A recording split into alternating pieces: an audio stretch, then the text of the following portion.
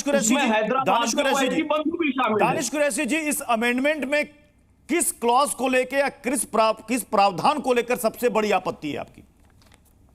देखिए, मैं आपको एक बात बताऊं। सबसे पहले तो बहुत सारी बातें जो फैज खान साहब हैं उन्होंने कही, खैर उस पर तो मैं बाद में आऊंगा। सबसे पहले तो वक्फ अमेंडमेंट एक्ट जो है, मैं बहुत जिम्मेदारी से कह रहा हूं और ध्यान से सुनिएगा, इस देश में मुसलमानों का इस्लामिज्म को खत्म करने की साजिश है। क्यों? क्योंकि सेक्शन 3 जो है उसका वो ये स्टैब्लिश करता है, देखिए इंटरप्ट मत करिए फैज साहब, इंटरप्ट मत करिए। सेक्शन 3 स्टैब्लिश करता है कि भाई मुसलमान जो है वो 5 साल से कम का नया मुसलमान होगा, वो डोनेट नहीं करेगा। ये डिसाइड कौन करेगा? कलेक्टर करेगा, प्रेसिडेंट करेंगे, या प्रधानमंत्री करेंगे, या कौन करेगा? कल के दिन में तो आप ये भी कह देंगे कि मैं ही मुसलमान नहीं हूं, या मेरे माता पिता ने फॉलो नहीं किया इस्लाम, इसलिए आप मुसलमान नहीं है। तो इस देश में वक्फ की मुखालिफत नहीं है, ये मुखालिफत है इस्लामिज्म को खत्म करने की, जो किसी सूरत हाल में बर्दाश्त नहीं किया जाएगा। एक नंबर की बात। दूसरे नंबर की बात, आपने ये कहा कि सारी दुनिया जो है वो अल्लाह की है। बेशक सारी दुनिया अल्लाह की है, इसमें कोई दो राय नहीं है। चाहे वो भारत का हिस्सा हो, चाहे दुनिया का कोई भी हिस्सा हो, तमाम मालिकी तमाम हुक्म का मालिक खुदा है। लेकिन हमारे बुजुर्गों ने दीन इस्लाम के लिए स्पेसिफिक सब मजहब के एतबार से ये सारी चीजें हमने दी। और फैज साहब से ये पूछ लीजिए, राष्ट्रीय मुस्लिम मंच में संघ परिवार को जाके उनसे कहें कि वो भारतीय जनता पार्टी की सरकार को पूछ ले कि आजाद भारत में 1947 से लेके आज तक कितने ग्रेवयार्ड उन्होंने सरकारी कलेक्टर ने अलॉट किए, या अगर नई TP scheme, town planning scheme आई है तो नगर निगम ने दिए तो नहीं मिलेंगे। जितने भी पुराने कब्रिस्तान है वो तमाम के तमाम आजादी के पहले के, एक भी नहीं मिलेगा आपको, एक भी। जबकि हर टाउन प्लानिंग स्कीम का लॉ है कि जहां ग्रेवयार्ड बनेगा वो क्रिश्चियंस के लिए भी बनेगा, मुस्लिम्स के लिए भी बनेगा, या और किसी भी मजहब के लोग हैं उनके लिए भी बनेगा। तो ये जो आपकी पॉलिसी है ये बिल्कुल सिरे से खारिज है। तीसरे नंबर की बात कि कलेक्टर की जहां तक बात है, तो आप मुझे ये बता दीजिए कि हमने जो मजहब के लिए दी है वो प्रॉपर्टी आपको क्यों हैंड ओवर कर दे? ठीक है, अगर कोई जो बातें यहां निकल कर सामने आ रही है कि अल्लाह की जमीन है जो वक्फ में दी गई है, उसका इस्तेमाल वक्फ बोर्ड करेगा और इसमें सरकार दखल अंदाजी ना करे, यह सबसे बड़ी आपत्ति है। लेकिन अब यह रोचक जानकारी क्या है यह देख लीजिए। वक्फ की संपत्ति स्क्वायर किलोमीटर में 3804 है। अब आपके सामने ये देखिए, अलग अलग ये देश हैं, कोई राज्य नहीं है, कोई सिटी या जिला नहीं है। समोआ 2830 स्क्वायर किलोमीटर, फिर भी वक्त की संपत्ति जिसके पास इतने 3804 स्क्वायर किलोमीटर जमीन है उससे काफी कम है। मॉरिशस, नाम काफी सुनते होंगे, लोग घूमने जानते हैं, 2007 स्क्वायर किलोमीटर।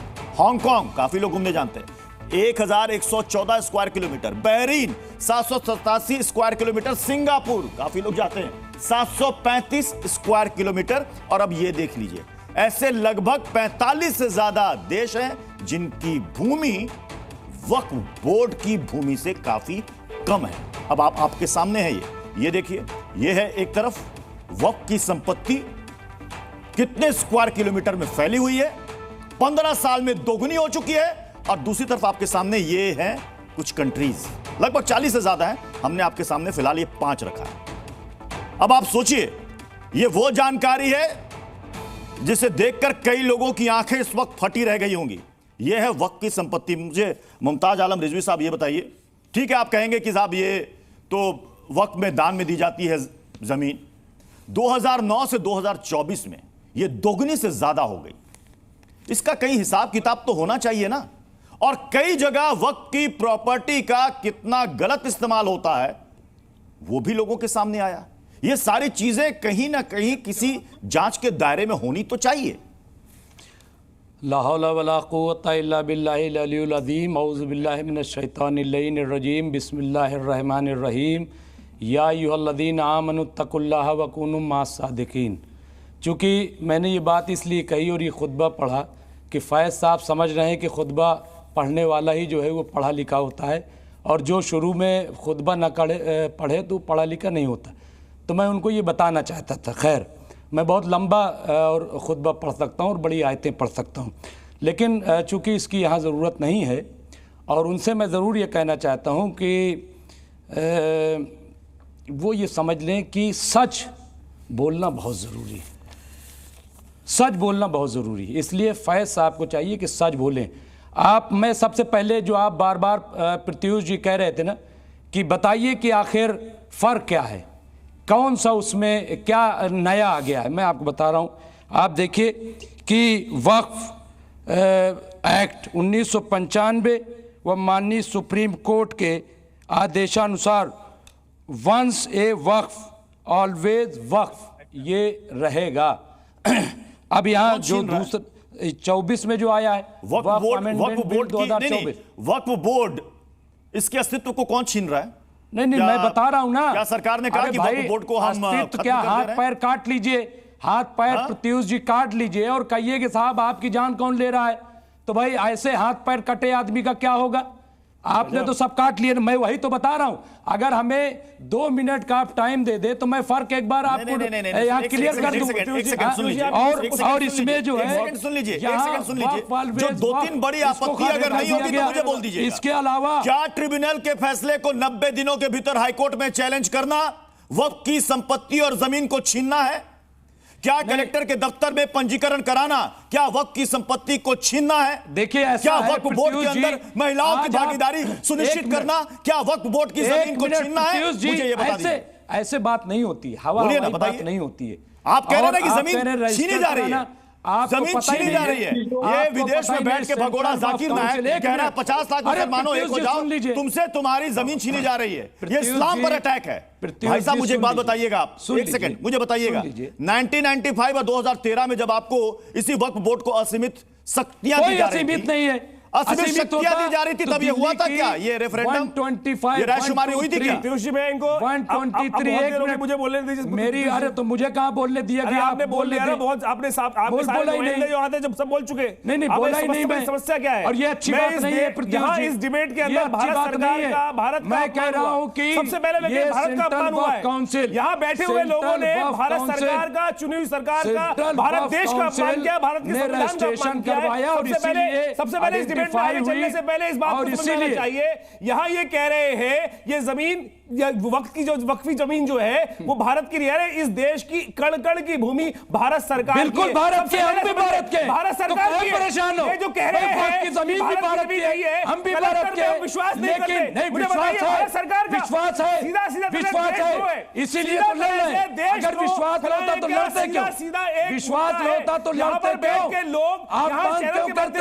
हमें विश्वास है, लेकिन आपको विश्वास नहीं, आपको भारत सरकार पे विश्वास नहीं है, आपको मुसलमानों पे विश्वास नहीं है, आपको किसी पे विश्वास नहीं है। आप तो बात ही नहीं सुनना चाहते, आप बात ही नहीं सुनना चाहते।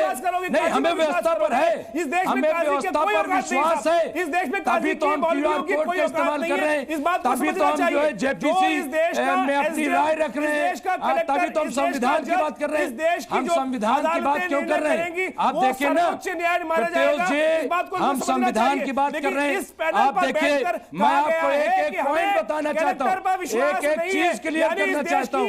चुनी हुई सरकार पर, नहीं, चुनी हुई सरकार क्या, चुनी हुई सरकार क्या गुंडागर्दी करेगी? चुनी हुई सरकार क्या 25 करोड़ मुसलमानों को पैदल कर देगी? चुनी हुई सरकार क्या दही जमा ली जाए, बोला न जाए? नहीं, बिल्कुल बोलेंगे। हम चुनी हुई सरकार पे ही बोलेंगे, बात करेंगे। हम अदालत भी, दूसरे मेहमानों का रुक कर रहा हूं, हमारे साथ परवेश चौधरी भी हैं और अमन गिरी महाराज भी हैं। और कोई परवेश चौधरी जी, परवेश जी आप भी नहीं रोक सकते, नहीं रोक सकते आप। मैं परवेश चौधरी जी मैं आपके पास आ रहा हूं, लेकिन उससे पहले इसी को लेकर एक नया विवाद खड़ा हो गया है। खबर बिहार से है, पटना से है, जहां पर फतुहा के पास एक गांव है और वहां पर वक्फ बोर्ड ने एक नोटिस चस्पा कर दिया है और वक्फ बोर्ड कह रहा है कि साहब ये जमीन हमारी है, आपको इस जमीन को खाली करना पड़ेगा, 30 दिन के भीतर इसको खाली कर दीजिए। अब वहां पर 95% आबादी जो है वो हिंदुओं की है। ये कह रहे हैं कि बाप दादा के जमाने से पीढ़ी दर पीढ़ी हम यहां पर रहते आ रहे हैं। अब बताइए, इस पे दावा कर दिया गया है कि वक्फ बोर्ड कह रहा है कि भाई जमीन खाली कर दो, हम कहां जाएंगे? जमीन, ये सड़क जो देख रहे हैं, दोनों तरफ मकान बनी हुई है, ये सब को एक व्यक्ति अपनी इच्छा से पूरे इस इलाके को वक्फ का घोषित कर दिया संपत्ति। कभी किसी को नोटिस नहीं हुआ, बेचारों को पता भी किसी को नहीं है। अब अचानक एक दिन बोर्ड लगा दिया जाता है कि यह संपत्ति वक्फ की है और सारे लोग अपना अपना मकान खाली करो। खतियानी में इनके परिवार का नाम है, 90% हिंदू है, 10% मुस्लिम है। मुसलमानों को भी नहीं पता है कि उनके दादाजी ने कब यह जमीन वक्फ की थी। परवेश चौधरी जी, परवेश चौधरी जी, आवाज जा रही होगी? ये तो अभी का विषय है। मतलब किसी पर दावा कर दे, उसके बाद ये क्या करेंगे ग्रामीण? जब 1500 सालों से वहां पर मंदिर है, पूजा कर रहे हैं लोग, उसके वक्त अरे काहे झूठ फैला रहे हो रोज? 1500 सालों से 1500 सालों इतना ही से नहीं, काहे झूठ फैला रहे हो? बिलौज इलाहाबाद हाई कोर्ट के अंदर झूठ फैला रहे हो रोज झूठ। पूरे देश को आप लोग जो है इस तरीके से वर्गला रहे हैं, इस तरह से बहका रहे हैं और भड़का रहे हैं। आप देखिए जो है 60% जमीन आप हजारों, ये वो पता नहीं क्या ऐसा लग रहा है कि मुसलमान, मुगलों के दौर में तो ये हुआ नहीं, जो मोदी के दौर में आप लोग कर रहे हैं। आज जो काम मुगलों के दौर में नहीं हुआ, जो डर हिंदुओं में मुगलों के दौर में नहीं था, वो डर आज आप लोग जो है काहे मोदी के दौर में दिखा रहे हो भाई? काहे हिंदुओं को परेशान कर रहे हो?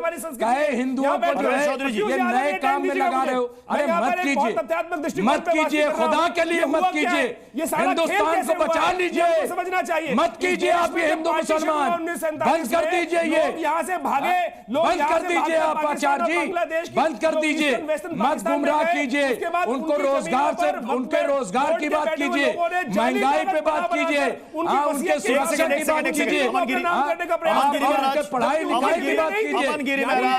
अमन गिरी महाराज, सोशल मीडिया पर यह भी चर्चा चल रही है कि अब इसके जरिए ध्रुवीकरण की कोशिश की जा रही है। एक तरफ मुस्लिम अपनी राय दे रहे हैं तो अब हिंदू संगठन भी खड़े हो गए हैं जिनका वक्फ बोर्ड से कोई लेना देना नहीं है। प्रत्युष जी,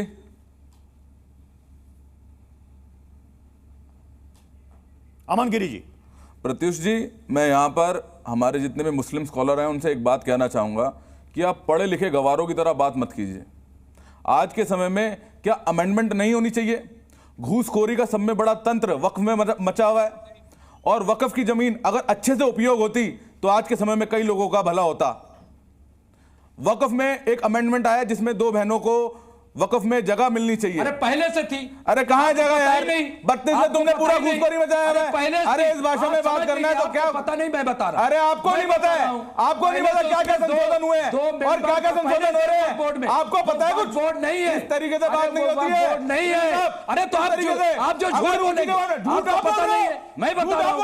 अरे मैं आपको बता रहा हूँ, झूठ सुनने नहीं आए। मैं आपको बता रहा हूँ, आप गलत बात कर रहे हो। मैं आपको क्लियर कर, जान लीजिए, जान लीजिए, हवा हवाई न जाइए। व्हाट्सएप यूनिवर्सिटी की बात मत चल रहा होता ना, व्हाट्सएप यूनिवर्सिटी की बात मत कीजिए, व्हाट्सएप की बात यूनिवर्सिटी की बात मत कीजिए। मैं आपको बता देता हूं।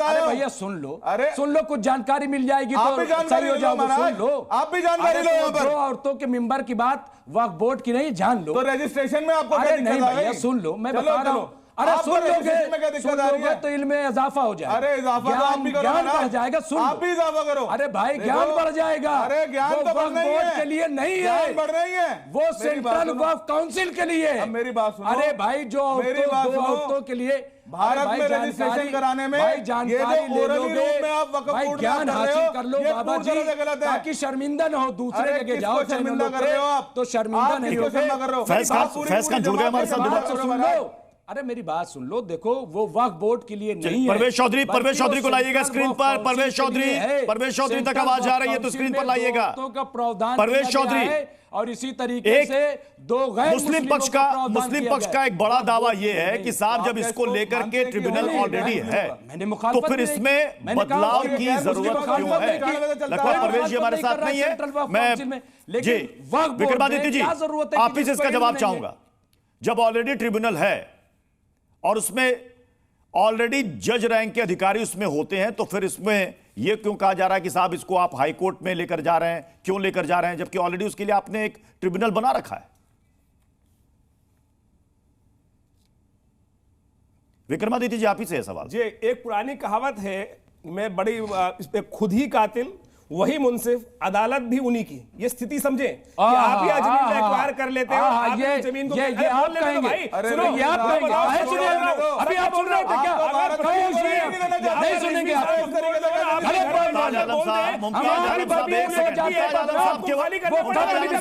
चर्चा नहीं होता।